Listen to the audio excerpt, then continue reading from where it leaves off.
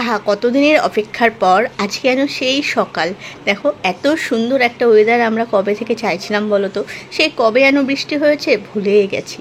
তো সকালে উঠেই বৃষ্টির মুখ দেখার পর থেকে যেন দিনটা মনে হচ্ছে এমনিতেই ভালো যাবে।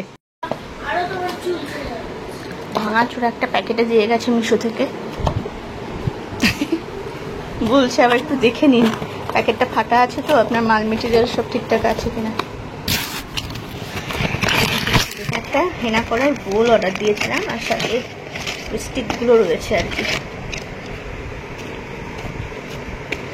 মিশো থেকে যা চেয়েছি সেটা অর্ডার দিয়েছি, সেটা কিন্তু পাইনি। কারণ আমি এই বোলটার না হ্যান্ডেল দিয়েছিলাম, ওই মগের মতো যেমন হ্যান্ডেল হয়, এখানে একটা এই যে দাঁড়াও, এই জায়গাটা একটা লম্বা হ্যান্ডেল ছিল, ওইটা ধরে না হেনা টেনা করতে সুবিধা হয়। তো এটা আবার হ্যান্ডেল নেই, শুধু এইটুকু দেখছি। আমার হ্যান্ডেলটাই, বিশেষ করে হ্যান্ডেলটা দেখে দেখে আমি ইয়ে করলাম, কারণ জানি হ্যান্ডেল ধরতে অনেক কাজে লাগে হেনা বা হেয়ার কালার করতে গেলে। ওমা, দেখছি ল্যাজটা এইটুকু রয়েছে। দেখে ওগুলো ব্রাশের কন্ডিশন, 3টে ব্রাশ ছিল।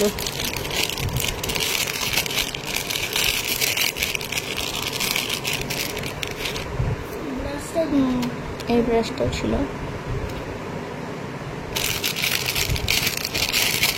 কিন্তু বোলটার হ্যান্ডেল হলো না, মনটা কেমন কেমন লাগছে। হ্যান্ডেল দেখে দেখে দিলাম অর্ডার। এরকমও ছিল, অনেক এরকম ছিল, আমি এরকম নিইনি। ভালো করে আমি মানে বড় করে ফটো দেখে, রিভিউ দেখে, হ্যান্ডেল দেখে নিলাম। ব্রাশ 3টেই আছে।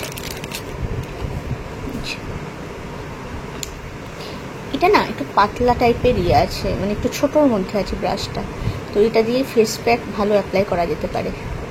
আর একটা যেটা আছে এটা বড়, এটা দিয়ে হেয়ার প্যাক। হোক, কি আর করা যাবে। একটা হ্যান্ডেলের জন্য ফেরত দেবো না, সময় নেই আমার।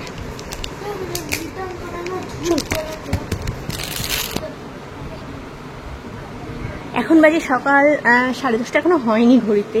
তো গুড মর্নিং ফ্রেন্ডস। আর আজকের ওয়েদারটা জাস্ট দেখো, এতদিন ধরে অপেক্ষা করার পর অবশেষে বৃষ্টি। ভীষণ গরম ছিল, আর ভীষণ গরমের দাবদাহে, তীব্র তাপপ্রবাহের জ্বলার পর অবশেষে বৃষ্টি। তো বেশ ভালো লাগছে। আর আজকে সকালবেলায় ঘুম থেকে ওঠার পর থেকে না ঘরের মধ্যে বেশ অন্ধকার অন্ধকার লাগছে। তখন যেন মনের মধ্যে একটা আনন্দ হচ্ছে যে আজকে হয়তো বৃষ্টি হলেও হতে পারে। তো হ্যাঁ, কিছুক্ষণ পর থেকে দেখছি মেঘ ডাকা শুরু, খুবই হালকা বৃষ্টি পড়ছিল। তো এখন দেখছি একটু জোরে জোরে বৃষ্টি শুরু হয়ে গেছে, আর সাথে ঠান্ডা হাওয়া দিচ্ছে। মানে ওয়েদারটা জাস্ট একদম সেই লেভেলের হয়ে গেছে। এতদিন ধরে শুধু আকাশ দেখতাম আর ভাবতাম কবে এক ফোঁটা বৃষ্টি হবে, অবশেষে এখন আসলো। এই ওয়েদারটা দেখার জন্য না কত মানুষ যে বসেছিল। মানুষ কেন, রাস্তাঘাটে কুকুর বিড়ালগুলো এত হাঁপাতে থাকে না, ওদের দেখলেও খারাপ লাগে। চলো রান্নাঘরে যাই। রান্না বান্না কিছুটা এগিয়েছি, বাদবাকি বাকি আছে। বাজার এলো এখন। তো এখানে ভাতটা সকাল সকাল বসিয়ে দিয়েছিলাম, ভাতটা হচ্ছে। ঘরের মধ্যে অন্ধকার হয়ে রয়েছে, কি ভাতটা একটু ভাত হয়ে গেছে। আজকে হচ্ছে সানডে, তো ভাতটা খুব বেশি গলা গলা করলে হবে না। এটা দুধ জল দিয়েছিলাম, সকালে টিফিন খাওয়া হয়ে গেছে। এখানে কলমির শাক করে রেখে দিয়েছি।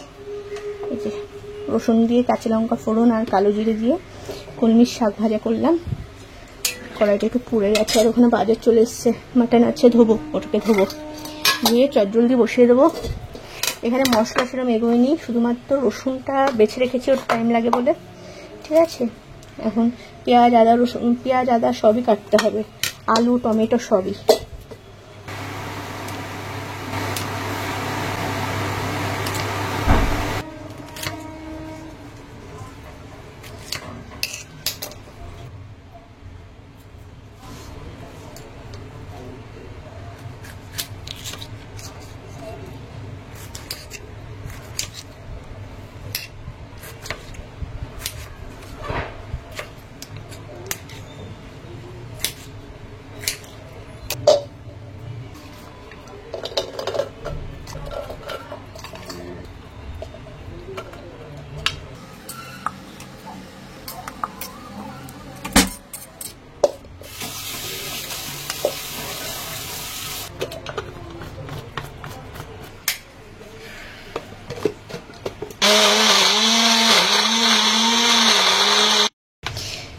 এখানে দেখো মাংসটাকে ভালো করে ধুয়ে রেখে দিয়েছি, এখানে পেঁয়াজ কুচানো হয়ে গেছে, আলুটাকে কেটে জলে ভিজিয়ে রেখেছি, আর ওইখানে মশলা রেডি। তো এবার মাংসটাকে ম্যারিনেট করে নিই ঝটপট। দেবো একটু পরিমাণে কুচানো পেঁয়াজ, আর বেশিটাই ভাজবো, ঠিক আছে। তো এখানে তেল, লবণ, কাশ্মীরি লঙ্কা গুঁড়ো, আদা রসুনের পেস্ট সব একসাথে দিয়ে দিয়েছি, জিরে গুঁড়ো দিয়ে এবার এটাকে ভালো করে মাখাবো, মাখিয়ে তারপরে কড়াই দেবো।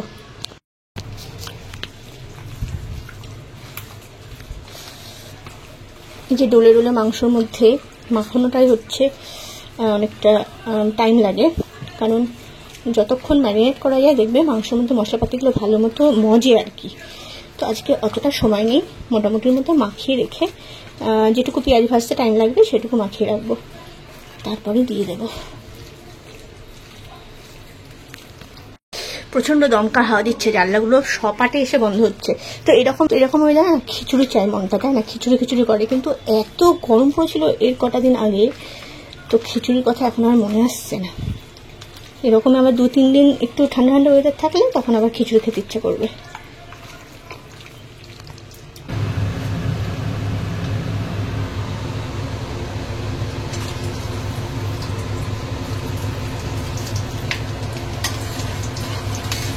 এদিকে রান্না বসিয়ে দিয়েছি, আর ওইদিকে হালকা হাওয়ার সাথে সাথে, কখনো দমকা হাওয়ার সাথে সাথে বৃষ্টি হয়ে চলেছে। তবে আজকে আমার মনটা কিন্তু শৈশবের পাতা হাতড়াচ্ছে। কেন বলো তো? কারণ এই ছোটোবেলায় যখন ধরো 8-9 কি 10-এ উঠেছি, বন্ধুর লিস্টে হাতে গোনা গুটি কয়েক বন্ধু তো নয়, অনেক বন্ধু। তো তখন সকালে উঠে যখন এরকম একটা ওয়েদার পেতাম না, মনটার মধ্যে দুরকম কাজ করতো, যাবো কি যাবো না। কারণ রেইন ডে তো হবে বোঝাই যেত, এদিকে যদি স্কুলে না যায় খেয়ে দিয়ে ফ্যানটা চালিয়ে গায়ে চাদরটা নিয়ে শুয়ে পড়া, আর যদিও স্কুলে যায় এক কোমর জলের মধ্যে দিয়ে হাতে কেডস নিয়ে ব্যাগ ভিজে ড্রেস ভিজে এক গুচ্ছ বন্ধুর সাথে হই হই করতে করতে এর গায়ে ওর গায়ে জল ছিটাতে ছিটাতে বাড়ি ফেরা, সে আর এক ধরনের আনন্দ। তো সেই সব দিনগুলোই আজকে আমার মনটা বড় হাতড়াচ্ছে, আর দিনগুলোকে খুব মিসও করছে।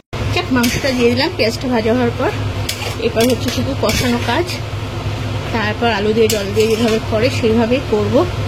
ভেবেছিলাম আজকে একটু পাতলার মধ্যে রাখবো মাংসর ঝোলটা, তো একটু শ্বশুরবাড়িতে পাঠাতে হবে, ঠিক আছে? শ্বশুরবাড়িতে একটু রসা রসা কষা কষা ভালো খায়, তো সেই জন্য খুব একটা ঝোল রাখবো না, ওই ভাত দিয়ে মাখিয়ে খাওয়ার মতো যেটুকু ঝোল লাগে সেটুকু করে রাখবো, ঠিক আছে? পরে আসছি, মাংসটা রেডি হলে আবার। আর এই কড়াইটা না বিশাল মেগামার্ট থেকে নিয়েছিলাম, ওই অ্যালুমিনিয়াম আর স্টিল মেশানো যে মেটেরিয়ালগুলো হয় সেগুলো। তো এতটা সুন্দর ছড়ানো না, দেখো এটা ইন্ডাকশানেও বসবে আবার ওভেনেও বসবে। আর সবচেয়ে বড় কথা হচ্ছে ছড়ানোটার জন্য না, এটা মোটামুটি 1 কিলো মতো মাংস আছে, হ্যাঁ 1 কিলোর একটু বেশি আছে, মেটে আলাদা। তো সেই আলু ফালু দিয়ে ঝোল টোল দিয়ে না বেশ সুন্দর নাড়াচাড়া করা যায়। আমার এটা এই কড়াইটা ভীষণ পছন্দের, হ্যান্ডেলও আছে, এটা গরম হয় না। ঘরের মধ্যে আজকে ভালো রকম অন্ধকার, দেখো আমি এই গাছগুলোকে সব ধুয়ে দিয়েছিলাম, ঘর সাজানোর যে গাছগুলো, তো এইভাবেই রয়েছে। আর ওখানে ক্রিসমাস ট্রি ছিল, ওটা আলাদাভাবে রাখি না, ওটা একটা কর্নারে রেখে দিয়ে দেখতে ভালো লাগে। এটা দেখো ডেকে চলে গেছে।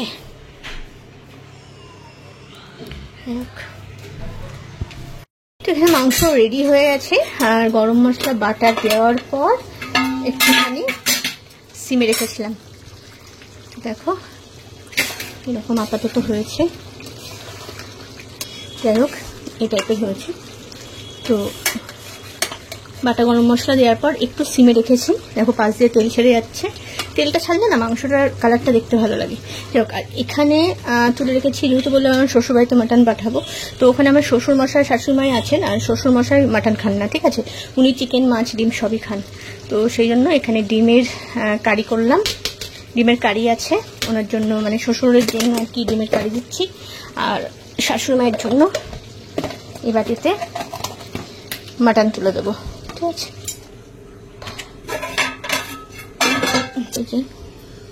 তুলে নিয়েছি শাশুড়ি মায়ের জন্য মাটন, ঠিক আছে? এবার এটাকে প্যাক করে পাঠিয়ে দেবো। আর এইগুলো হচ্ছে আমার অরিজিনাল ফুল গাছ, কত ফুল ফুটে আছে দেখেছো?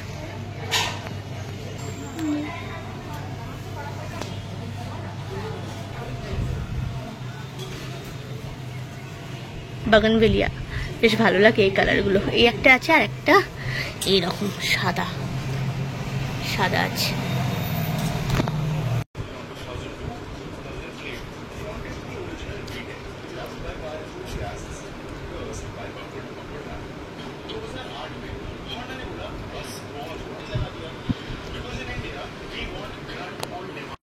বাজে ঘুরতে 8:30টার দিকে, বেরোতে পারিনি, ভীষণ বৃষ্টি হলো সন্ধ্যে থেকে।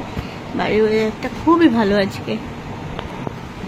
আর ওইদিকে রান্না বান্না চলছে, কাপ প্লেট চা খাওয়া হয়েছে, রান্নাঘরে খাস।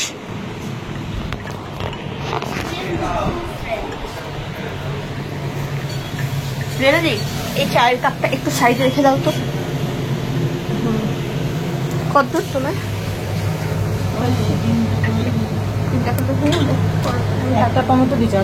ওইটা কি আছে, ফাঁকা আছে? চাটা বসবো, ম্যামকে দেবো। ওই ভাতের এটা করবো, ওইটা গরম করবো। পটল আলুটা, হ্যাঁ হ্যাঁ হ্যাঁ, পটল আলুটা নামুক, তুমি আমি দেখো তাহলে। হ্যাঁ, চাটা গরম করবো।